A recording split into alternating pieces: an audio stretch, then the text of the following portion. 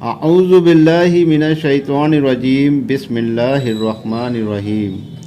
اپنے رب کا فضل بیپار کر کے حج کے دنوں میں پرارتھ کرنا کوئی گناہ نہیں۔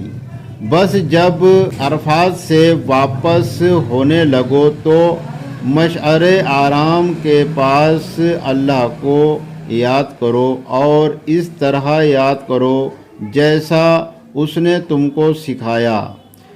اس سے پہلے تم اس صحیح طریقے سے بالکل انجان تھے۔ پھر جہاں سے سب لوگ واپس ہوں تم بھی وہیں سے واپس ہو جاؤ اور اللہ سے معافی چاہو، بے شک اللہ بڑا غفور اور رحیم ہے۔ پھر جب حج سمپت عبادتیں پوری ہو جائیں تو اللہ کو یاد کرو جیسے اپنے باپ دادوں کو یاد کرتے تھے، بلکہ اس سے بھی زیادہ بڑھائی کے ساتھ اللہ کو یاد کرو۔ لوگوں میں سے کچھ ایسے بھی ہیں جو کہتے ہیں اے ہمارے رب ہم کو دنیا ہی میں دے دے۔ ایسے لوگوں کے لیے آخرت میں کچھ حصہ نہیں۔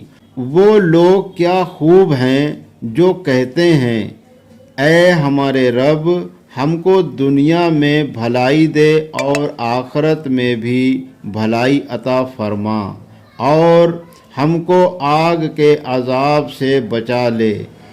یہ لوگ بہت اچھے رہے، ان کا نصیب جاگا، ان کو اپنی محنت کا خوب پھل ملا اور حساب کرنے میں اللہ کو کچھ بھی دیر نہیں۔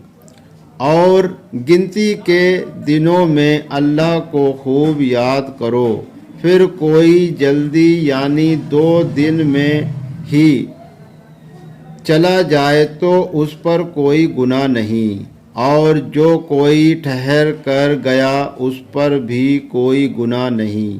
بس اصل تو اللہ کی نافرمانی سے بچنا ہے اور اللہ سے ڈرتے رہو اور جان لو کہ تم سب اسی کے پاس جمع کیے جاؤ گے۔ اور کچھ آدمی ایسے ہوتے ہیں کہ دنیا کی زندگی میں ان کی باتیں تم کو بڑی عجیب لگتی ہیں اور جو کچھ ان کے دل میں ہوتا ہے اس پر خدا کو گواہ بتاتے ہیں، مگر وہ سخت اور جب ملک میں شاسک بنے تو ادھم مچانے میں بڑی دوڑ دھوپ کر کے کھیتوں اور فصلوں کو تباہ کر ڈالتے ہیں، اور اللہ تو فساد کو ذرا بھی پسند نہیں فرماتا۔ اور جب اس سے کہا جائے کہ کچھ تو اللہ کا ڈر کر تو طاقت کا گھمنڈ اسے ادھک گناہ پر اکساتا ہے۔ ایسے لوگوں کی سزا جہنم کافی ہے اور وہ بہت ہی برا ٹھکانہ ہے۔ اور کوئی آدمی ایسا بھی ہوتا ہے کہ اللہ کی خوشی چاہنے میں اپنی جان کی بازی لگا دیتا ہے، اور اللہ کو بھی اپنے بندوں سے بڑا پیار ہے۔ اے ایمان والو، اسلام میں پورے طور پر داخل ہو جاؤ اور شیطان کے پت چنوں پر مت چلو، نردے وہ تمہارا کھلا ہوا دشمن ہے۔ صاف صاف حکم آ جانے پر بھی اگر تم پھسل جاؤ گے تو جان رکھو اللہ زبردست حکمت والا ہے۔ کیا ان کو انتظار ہے کہ بادلوں کے سائے میں اللہ فرشتوں کو ساتھ لیے ان کو دکھائی دے؟ تب تو قصہ ہی نمٹ گیا۔ سب کاموں کا انجام اللہ کی طرف پھیرا جائے گا۔ پوچھو بنی اسرائیل سے ہم نے انہیں کتنی کھلی کھلی نشانیاں دی تھیں، پھر بھی جو اللہ کی نعمت پانے کے بعد اسے بدل ڈالے تو اللہ کی پکڑ بہت سخت ہے۔ انکاری لوگ دنیا کی نعمت دیکھ کر دنیا کی زندگی پر رچ مرے ہیں اور ایمان والوں کی ہنسی اڑاتے ہیں، حالانکہ پرہیزگار لوگ قیامت کے دن انکاریوں پر خوب اونچا درجہ پراپت کر چکے ہوں گے۔ تب یہ جان لیں گے کہ کسی کو بے حساب روزی صرف اللہ کے چاہنے پر ہی مل سکتی ہے۔ پہلے وقت میں سب لوگ ایک ہی طریقے پر تھے اور ان کی ایک ہی امت تھی، پھر جب ان میں بگاڑ پیدا ہوا تو اللہ نے انہی میں سے اپنے نبیوں کو کھڑا کیا جو نیکی پر بشارت سناتے تھے اور برے کاموں پر اللہ سے ڈرانے کی لوگوں کو نصیحت کرتے تھے، اور اللہ ان نبیوں کے ساتھ حق کے آدھار پر اپنی کتابوں کو بھی نازل فرماتا رہا تاکہ لوگوں کے بیچ جو اختلاف ہو چکا ہے اس کا فیصلہ ان کتابوں سے بتا دیا جائے۔ لیکن جن لوگوں کو کتابیں دی گئیں انہوں نے خود ہی اس میں جھگڑا ڈال دیا اور اس وقت اختلاف کیا جب کہ ان کے پاس اللہ کی کتاب میں روشن دلیل سے ہر چیز صاف صاف اور اسپشٹ ہو چکی تھی، اور انہوں نے آپس کی ضد اور مت بھید کو چلائے رکھنے کے لیے یہ حرکت کی تھی۔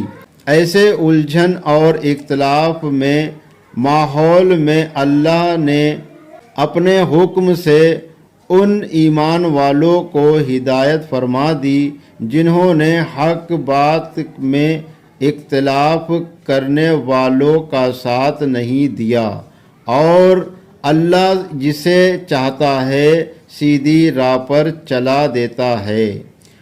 کیا تم نے یہ سمجھ رکھا ہے کہ جنت میں بس یوں ہی داخل ہو جاؤ گے جبکہ تم پر ابھی وہ حالات نہیں آئے جو تم سے پہلے لوگوں پر آ چکے تھے؟ انہیں سخت تنگرستی کا سامنا کرنا پڑا اور بڑے بڑے نقصان اور تکلیفیں اٹھانی پڑیں، اور انہیں کھنگال کر ایسا ہلا ڈالا گیا کہ وقت کے رسول اور ان کے ایمان والے ساتھی پکار اٹھے کہ اللہ کی مدد کب آئے گی؟ جان لو کہ بے شک اللہ کی مدد اب قریب ہے۔ آپ سے سوال کرتے ہیں کہ وہ کیا اور کہاں خرچ کریں؟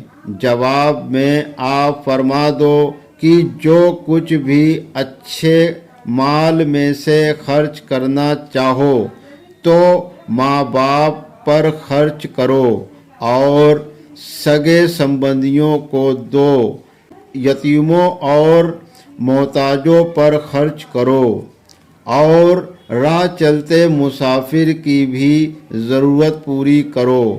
یہ سب اچھی جگہ ہیں جہاں تم کو خرچ کرنا چاہیے، اور جو بھلائی کا کام کرو گے اللہ اس کو خوب جانتا ہے۔ انکاریوں کے مقابلے میں جنگ کرنے کا اب تمہیں حکم دیا جا رہا ہے، جب کہ یہ حکم تم کو ناپسند لگتا ہے، मगर बहुत मुमकिन है जो चीज़ तुमको बुरी लगे उसी में तुम्हारा भला हो, और ये भी मुमकिन है कि जो चीज़ तुमको अच्छी लगती हो उसमें तुम्हारा नुकसान भी हो। ये भी मुमकिन है कि जो चीज़ तुमको अच्छी लगती हो उसमें तुम्हारा नुकसान भी हो सकता है। नतीजे की जानकारी अल्लाह को है, तुमको नहीं। तुमसे पूछते हैं अदब वाले महीने में लड़ाई कैसी है। आप कह दीजिए कि इसमें लड़ाई करना बड़ा गुनाह है और अल्लाह की राह से रोकना और अल्लाह का इनकार करना और अदब वाली मस्जिद से रोकना और अल्लाह वालों को वहाँ से निकाल देना अल्लाह के नज़दीक ये गुनाह तो इससे भी बड़ा है, और फितना करना कत्ल से बड़ा भयानक है। वो तो लगे ही रहते हैं कि तुमको कत्ल कर डालें, अगर उनका बस चले तो उनके इरादे यहाँ तक हैं कि तुमको तुम्हारे दीन से फेर डालेंगे, और तुम में से जो कोई भी अपने दीन से फिरेगा और फिर कुफ्र पर ही मर जाएगा तो दुनिया और आखिरत में उनके सब आमाल बर्बाद हुए, और ऐसे लोग आग में जाकर हमेशा हमेशा के लिए वहीं पड़े रहेंगे। बेशक जो लोग ईमान लाए और हिजरत किए और अल्लाह के रास्ते में लड़े, उन्हें अल्लाह की रहमत की आशा रखनी चाहिए, और अल्लाह तो बड़ा ही गफूर और मेहरबान है। आपसे शराब और जुए के बारे में सवाल करते हैं, आप फरमा दीजिए इन दोनों में बड़ा नुकसान है और थोड़ा फ़ायदा भी लोगों को पहुँचते हैं, लेकिन गुनाह इन दोनों का फ़ायदा से ज़्यादा ही पड़ता है। और आपसे सवाल करते हैं क्या और कितना खर्च करें, आप फरमा दो कि जो ज़रूरत से ज़्यादा हो। इस तरह अल्लाह अपनी आयतों को बयान फरमा देता है ताकि तुम ध्यान से काम लो। सुब्हानल्लाहि व बिहम्दिही सुब्हानकल्लाहुम्मा व बिहम्दिका अशहदु अल्ला इलाहा इल्ला अंता अस्तगफिरुका सुब्हान रब्बिल इज्जति अम्मा यसिफून व सलामुन अलल मुरसलीन वल्हम्दुलिल्लाहि रब्बिल आलमीन।